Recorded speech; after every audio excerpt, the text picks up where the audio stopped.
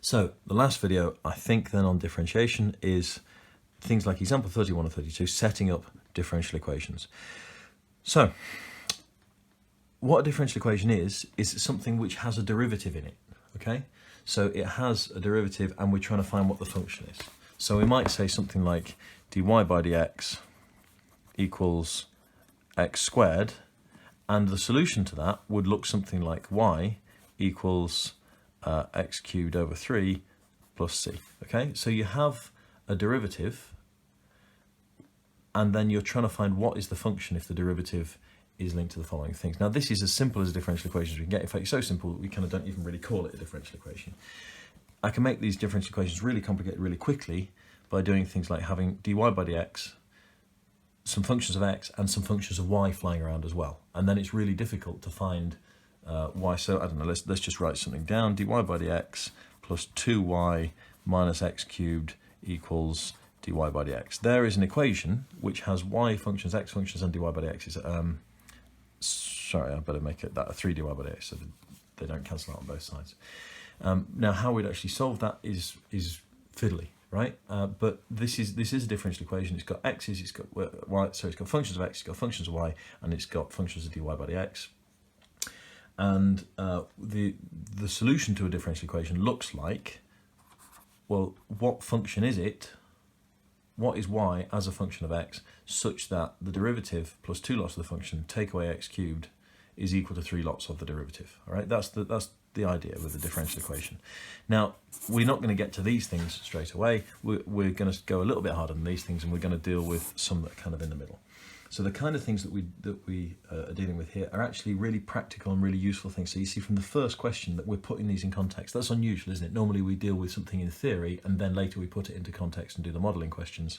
Here we're straight into a model. The first question we deal with is talking about radioactive particles decaying at a rate proportional to. So the reason for that is that these things are really very useful if you are interested in science and engineering and actually solving real life problems, because the rate at which something changes is pretty important, okay? So the decay of radioactive particles it happens at a rate which is proportional to. So the rate of decay is how many particles we've got, how does that change over time? The rate of change of the number of particles is dn by dt, the rate of change over time, is proportional to the number of particles remaining, so it's proportional to n.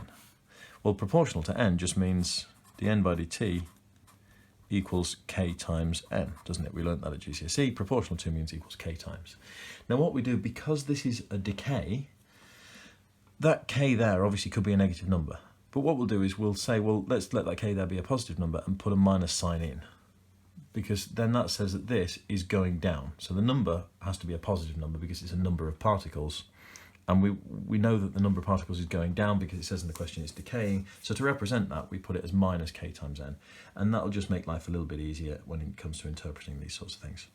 Now, all we're asked to do at the moment is set up the differential equation, not to solve it. So dn by dt equals minus k times n, and that's it. That's the end of the question, okay? The next one, again, an in-context example. Newton's law of cooling states that the rate of loss of temperature of a body is proportional to the excess temperature of the body over its surroundings. So we're going to use theta for temperature because it's a bit like a T. The surroundings are a fixed temperature. Okay. In the example they've used theta naught. I'm just going to use T, just to, because I think it's a little bit clearer, a little bit less confusing not to have two thetas flying around. So I've got a room which is T degrees. I've got an object which is theta degrees. So for example, the object might be theta degrees and the room might be 10 degrees and theta is bigger than 10 and this thing is cooling down, right? So the difference between the temperature of my object and the temperature of the room is theta minus T, or theta minus 10 degrees, okay? Now it tells us the rate of loss of temperature, so that is the way in which the temperature of the object is changing over time. So the rate of change means something by dt.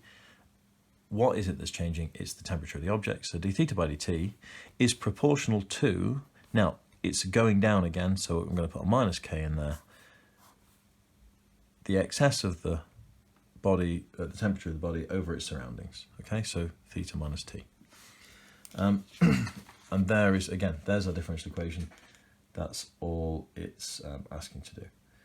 Let's do another one from the exercise. You may well have the idea by now, in which case you can always miss this out, but for those people that want it, here we go. I'm just going to pick number 8. An electrically charged body loses its charge Q, coulombs, doesn't matter what coulombs are if you're not doing physics, it's a unit of charge, isn't it? So Q at a rate. So far, even before we read the rest of it, Q is changing at a rate. So dq by dt is going to be involved. Okay, so at a rate measured in coulombs per second proportional to the charge Q. So it's losing its charge, so it's minus K because it's proportional to something. What's it proportional to? It's proportional to the charge Q. dq by dt equals minus K times Q. Write down a differential equation in terms of Q and T, where T is the time in seconds since the body started to lose its charge. So we've got it in terms of Q there. And actually, that is the whole thing, because when it says in terms of Q and T, the T is down here, okay? So dq by dt equals minus K times Q. Now that might ring a bell, right? That's basically the same equation as we had here in example 31, and it's not far away from example 32. Now, the reason for that is, if you think about it, it's something that happens a lot in real situations.